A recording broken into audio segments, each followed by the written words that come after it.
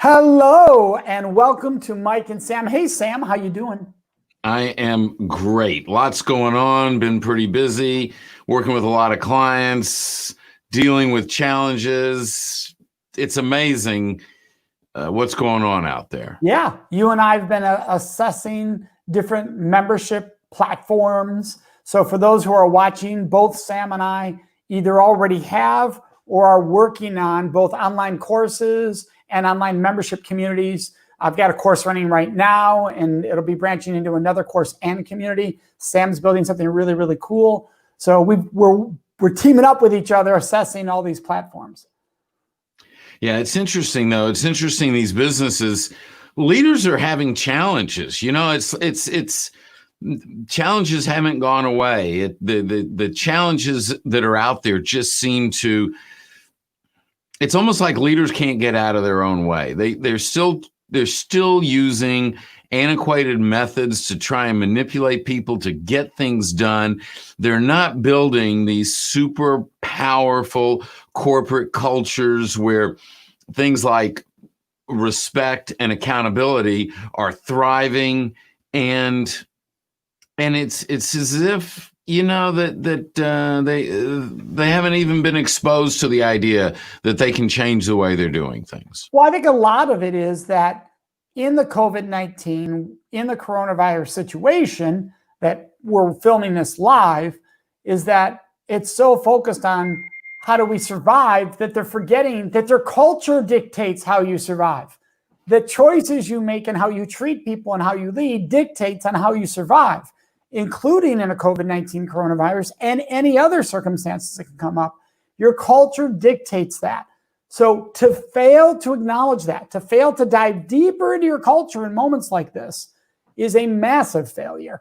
And it can be what sinks organizations. Yeah, I was just talking to you before we came on that my one son is with a major multinational company out of college, and he doesn't have to, they've announced, step into the office at the earliest January, at the earliest. And I was saying to you, it's pretty cool because when you and I were 22, if you came out of college and were given a job, no one would have shown that kind of trust back then in a 22-year-old in a job that has a lot of responsibility and a great program that they're in. And so no one would have done that. But this company and others like them, not the majority necessarily, get that, look, we know these people know what they're doing. We know this 20-year-old knows what they're doing. And we're going to give them extra training for what they don't know. And they're going to ace this. This isn't going to be a problem. They're going to figure this out. They trust because they have the right culture. And that makes a huge, huge difference.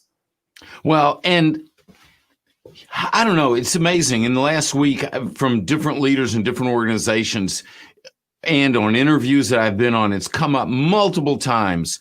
How do you deal with times of crisis? How do you get through times of crisis? How do you deal with challenges like we're faced right now? And my answer each time has been, it's the culture. The organizations that have taken the time to create a culture that positions them during the good times is positioning them during the tough times. It's like, it's easy to succeed when times are good. This is America, for Pete's sake. If you can't be profitable, then you're really not doing something right. It's when times get tough that then we find out what you're really made of. And those leaders that have taken the time to build a culture that respects their people, a culture that inspires accountability, then what happens is their people rise to the occasion because they've created these relationships inside the organization that are fostered within this culture.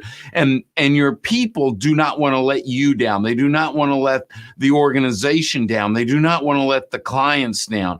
But those seeds need to be placed ahead of time. This is something that should be worked on 365 days a year because it is what will take you through the toughest of times. Yeah, there used to be an old saying that money doesn't fix problems, money reveals them. And so when somebody wins the lottery, they're bankrupt 6 months later. The research shows this. If they're poor with money, they're just that much more well off. If they're good with money, well, it's the same thing with company culture. Economic stresses on a company do not create the problems of the culture. They expose them. That's what they do. They expose them. And when you've built something really amazing, well, you know what economic stress does? It exposes how amazing the organization is and how well people work together and how they come together in tough times. And not the kind of come together that you and I both know a lot of CEOs are saying right now, like, our people are working extra hours. They're doing everything they can. Yeah, because you've told them they have to not be fired. That's totally different than I'm offering you, hey, what can I do? What I want to do everything I can. That's totally different than you better be here 80 hours. You better be here. They're night and day in conversation. Well, and I think that's exactly right. And so my question is going to be, what do these leaders need to do to change that situation? You know, it's how do they go about changing that culture? And for me, the thing that I always start with a leader is you have to change what you think before you're going to change what you do. And it matters what you believe about your people. Are they the problem or are they the solution? Well, you know, you've heard me say this multiple times. It's one of the daggers of leadership that just tells me right away this leader doesn't get it, is when a leader tells me, I have 37 problems and each one has a first name. No, you have one problem and it has a first name, and that's you. Because if your people are problems, then you either hired the wrong people or you don't see them properly, or probably could be even both.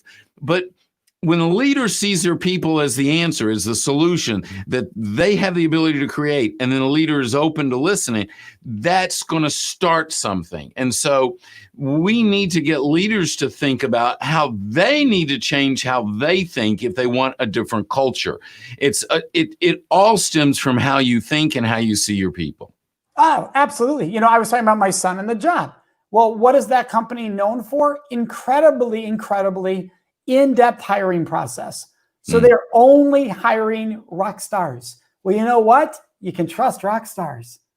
And you and I, Sam, a year ago, when we were talking to companies and we were talking at conferences and we were with CEOs, everybody's like, well, what do we get? We can't let go of the rock star. We can't let go the rock star salesperson who is cultural problem, totally different rock star. The company I was talking about before, they hire all around rock stars, not just sales or just not one number rock star. They hire a rock star human being, right? That's what you want to hire. That's key.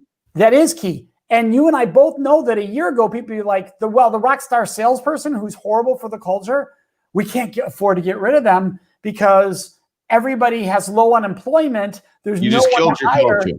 Right. And so they sacrifice the culture. But here's the weird part.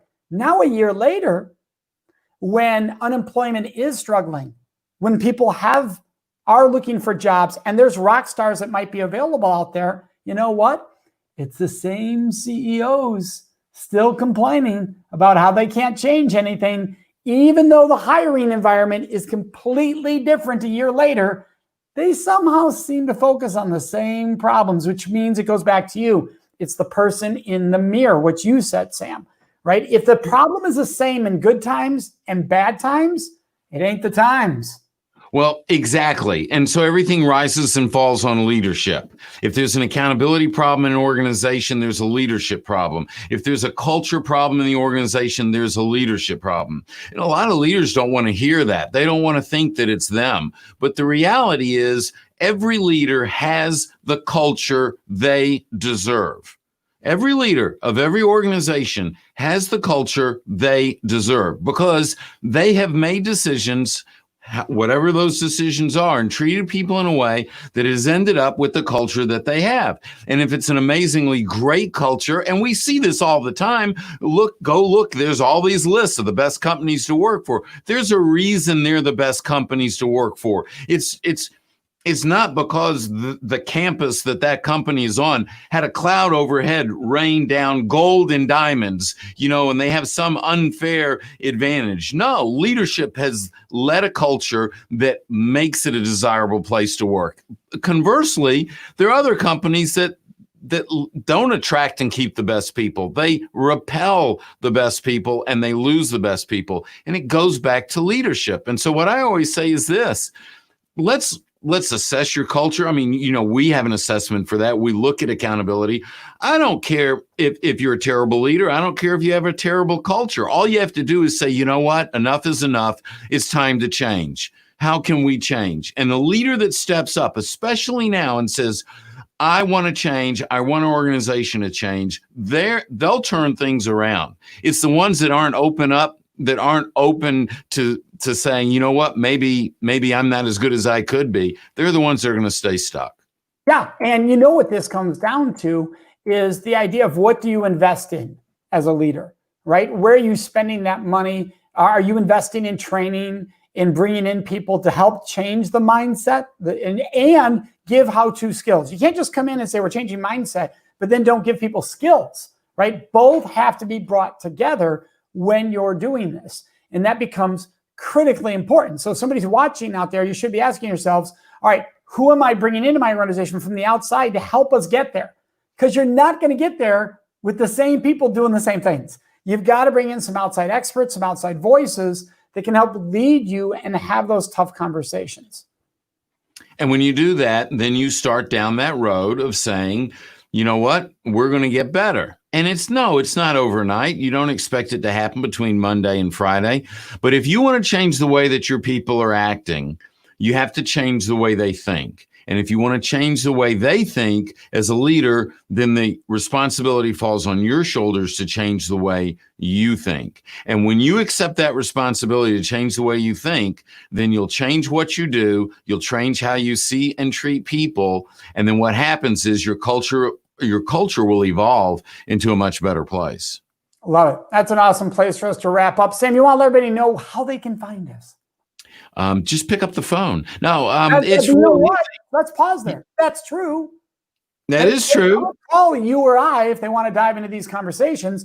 So it doesn't have to be the show. So I'm actually glad you said that. It could be our website, centerforrespect.com, samsilverstein.com. They can go there and call us. That's true. Absolutely. Of course, the podcast is up on iTunes, and then everyone should hopefully by now that you've subscribed to us on YouTube at youtube.com/the Center for Respect or /Sam Silverstein. Always be sure to subscribe and click the bell so you get notifications when we post something new. We love the thumbs up. And again, if you found value in this message, share it with other leaders so it can help them as well. And that way you'll be extending your influence and you'll be taking a stand as a great leader. Bye-bye.